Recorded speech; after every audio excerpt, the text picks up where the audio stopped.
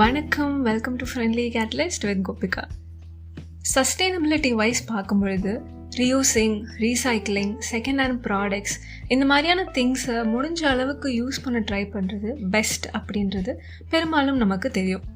இதனால் நம்ம வேர்ல்டுக்கு எவ்வளோ பெரிய நன்மை இருக்குது, நம்ம என்விரான்மெண்ட்டுக்கு இது இப்போ எவ்வளோ தேவை அப்படின்றது விழிப்புணர்வும் நமக்கு கொஞ்சமாக இருக்குது. ஆனால் இங்கே என்னோட கேள்வி என்னென்னா, ப்ராடக்ட்ஸ் மாதிரியே நாமளும் செகண்ட் ஹேண்ட் பீயிங்ஸாக மாறிட்டோமோ அப்படின்றது தான். இந்த கேள்வி எதனால் அண்ட் எங்கேருந்து எனக்குள்ளே வந்துச்சுன்னு நான் ஃபஸ்ட்டு சொல்லிடுறேன். ஜேகே அவர்களோட புக் ஆஃப் லைஃப் ரீட் பண்ணும்பொழுது என் தாட் ப்ராசஸ் பற்றின நிறைய பிலீஃப்ஸை நான் குவெஸ்டன் பண்ண ஆரம்பித்தேன். அதில் ஒன்று தான் இதுவும். ரொம்ப அழகாக ஒரு விஷயம் சொல்லியிருப்பார். அந்த வாக்கியம் என்னை ரொம்ப யோசிக்க வச்சுது. And that is, we see everything but we don't see anything. இன்னொரு முறை இந்த ஸ்டேட்மெண்ட்டை ரிப்பீட் பண்ணுறேன். We see everything but we don't really see anything. அதாவது நிறைய விஷயங்களை பார்க்குறோம், கேட்குறோம், ஆனால் எப்படி முழுமையாக பார்க்கணும், கேட்கணும் அப்படின்ற புரிதல் நிறைய பேர்கிட்ட இன்னும் இல்லை. அதுதான் அவர் அப்படி மென்ஷன் பண்ணியிருப்பார். இன்னும் வேறு விதமாக இதை சொல்லணும் அப்படின்னா, ஒவ்வொரு பீரியடில் ஒவ்வொருத்தவங்க சொல்லி வச்ச விஷயங்கள், அவங்க எழுதி வச்சுட்டு போன புக்ஸ், இதிலிருந்து யூஸ்ஃபுல்லானதை எடுத்து நம்ம லைஃப்பில் இம்ப்ளிமெண்ட் பண்ணால் நம்ம லைஃப்பும் நம்மளும் பெட்டர் ஆகும் அப்படின்னு நினைக்கிற இந்த இன்டென்ஷன் ரொம்ப ஹெல்தியான விஷயம்தான். ஆனால் அடுத்தவங்க சொல்லி வச்சதை மட்டுமே வச்சு வாழ்ந்துட்டா நமக்குன்னு கொடுக்கப்பட்டிருக்க பொட்டென்ஷியல், நமக்குள்ளே விதைக்கப்பட்டிருக்க சோசன் டிசையர்ஸ் இதையெல்லாம் வேஸ்ட் பண்ணுறதா அர்த்தமாயிடும். இதில் ஒரு படி மேலே போய் இன்னொரு விஷயம் எனக்கு ஸ்ட்ரைக் ஆச்சு.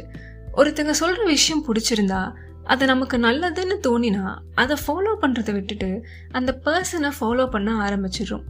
ரொம்ப கான்ஷியஸாக நான் பண்ண ஆரம்பித்த ஒரு விஷயம், சோஷியல் மீடியாவில் என்ன ஃபாலோ பண்ணுங்க அப்படின்னு சொல்கிறத மாற்றி பிடிச்சிருந்தா என் கண்டென்ட்டை ஃபாலோ பண்ணுங்க அப்படின்னு நான் சொல்ல ஆரம்பித்தேன்.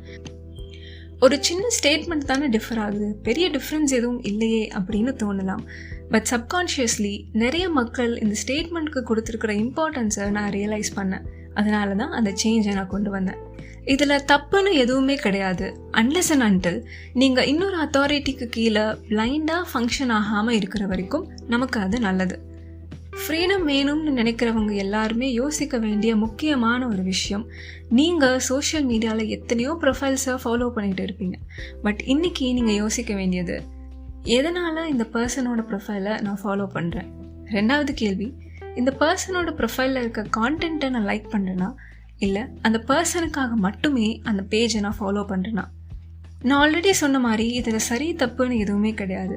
இந்த குவெஸ்டன்ஸ்க்கு நீங்கள் ஆன்சர் தேடும் பொழுது உங்கள் லைஃப்பில் இன்னொரு பர்சனோட இன்ஃப்ளூயன்ஸை எந்த அளவுக்கு அஃபெக்ட் ஆக விடுறீங்க அப்படின்றது உங்களுக்கு புரியும். செகண்ட் ஹேண்ட் அப்படின்னு சொன்னாலே எல்லாருக்கும் ஞாபகம் வர விஷயம், ஒருத்தங்க ஆல்ரெடி யூஸ் பண்ண துணிமணி, கார்ஸ், பைக், ஒரு ஏதோ ஒரு மெட்டீரியலிஸ்டிக் ஸ்டஃப் தானே.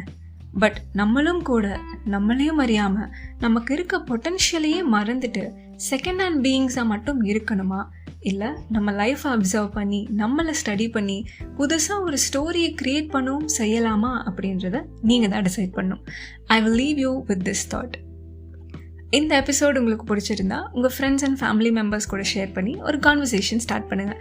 இப்படி பண்ணுறது மூலமா நீங்கள் அவங்களோட லைஃப்பில் ஒரு கேட்டலிஸ்ட்டாக மாற முடியும். அண்ட் இந்த எபிசோடை பற்றின உங்கள் காமெண்ட்ஸை இன்ஸ்டாகிராம், இமெயில் அண்ட் லிங்க்டின் மூலமாக என் கூட நீங்கள் ஷேர் பண்ணலாம். And I will see you soon in another episode.